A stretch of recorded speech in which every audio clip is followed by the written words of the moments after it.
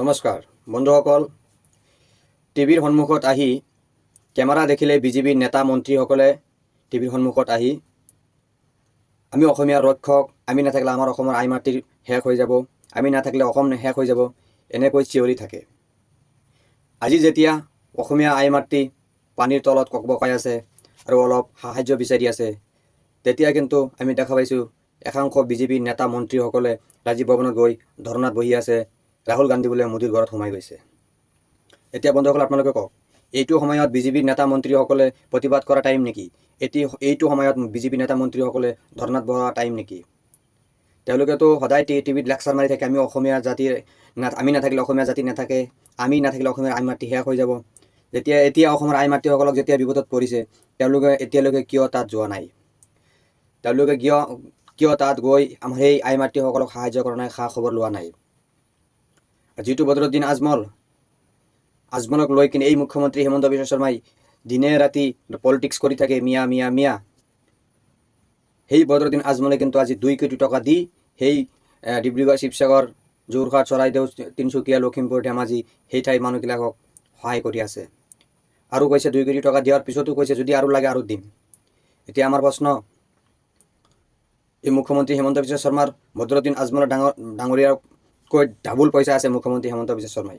কিয় মুখ্যমন্ত্ৰী হিমন্ত বিশ্ব শৰ্মাই ক'ব নোৱাৰিলে বদৰুদ্দিন আজমলে যদি 2 কোটি টকা দিছে, আমি 4 কোটি টকা দিম, আমি আমাৰ বানাগান্তৰ আই মাতৃসকলক সহায় কৰিম? 1 টকা দিব সাহস নকৰিলে মুখ্যমন্ত্ৰীয়ে।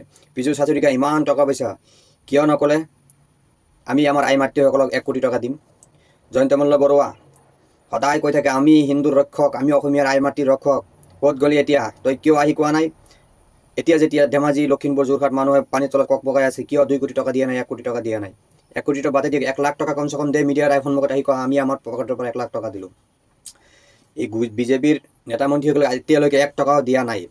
আৰু এওঁলোকে নেদেয় কিয় জানেনে? এওঁলোক অনলি পকেটত ভৰাব পাৰে, পকেটৰ পৰা উলিয়াব নোৱাৰে। বদৰুদ্দিন আজমল, যিজন আজমলৰ নেকি সেই ডিব্ৰুগড়, শিৱসাগৰ, যোৰহাট, তিনিচুকীয়া, নলবাৰী, চৰাইদেউ, ধেমাজি সেইটো ছাইডত বদৰুদ্দিন আজমলৰ কোনো ৰাজনীতিক কোনো লেনা দেনা নাই। তেওঁ তাত গৈ কেতিয়াও পলিটিক্সো নকৰে।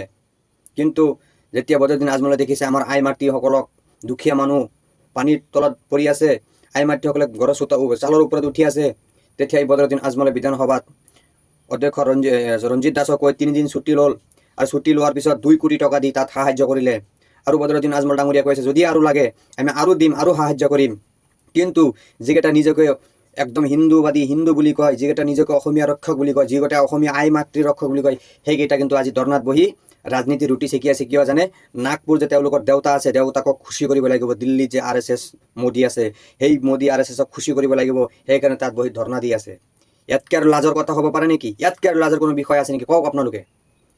আমাৰ অসমীয়া আই মাতৃ মৰি আছে আৰু এওঁলোকে ধৰ্ণাত বহি ৰাজনীতি কৰি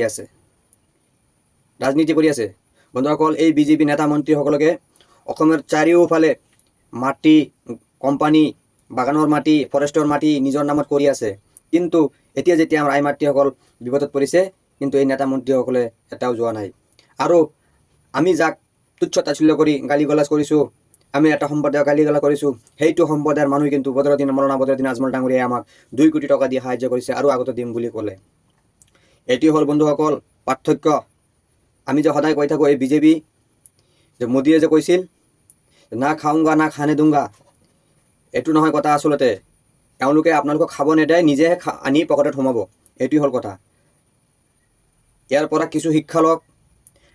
ৰাজনীতি ইলেকশ্যন আহিলে কি ধৰণৰ মিছলীয়া সপোন দেখুৱাই আপোনালোকে, ইয়াৰ পৰা কিছু শিক্ষা লওক।